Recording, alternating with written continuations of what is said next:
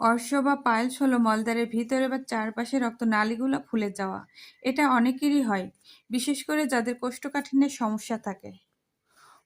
প্রধান কারণগুলা: পায়খানা করার সময় জোরে চাপ দেওয়া, টয়লেটে অনেকক্ষণ বসে থাকা, কম আঁশযুক্ত খাবার খাওয়া, পানি কম খাওয়া, অতিরিক্ত ওজন, ভারী জিনিস তোলা, দীর্ঘক্ষণ দাঁড়িয়ে থাকা বা বসে থাকা, দীর্ঘদিন ধরে কোষ্ঠকাঠিন্যে থাকা।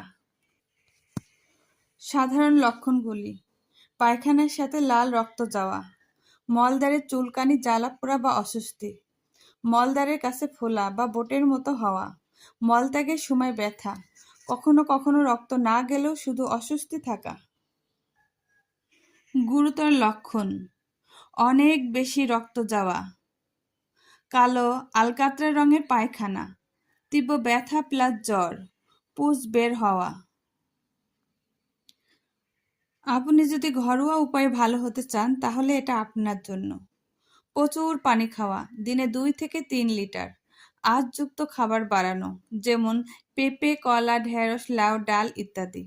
প্রতিদিন 10 থেকে 15 মিনিট গরম পানিতে বসে থাকা। পায়খানা করার সময় জোর না দেওয়া। টয়লেটে বেশি সময় না কাটানো।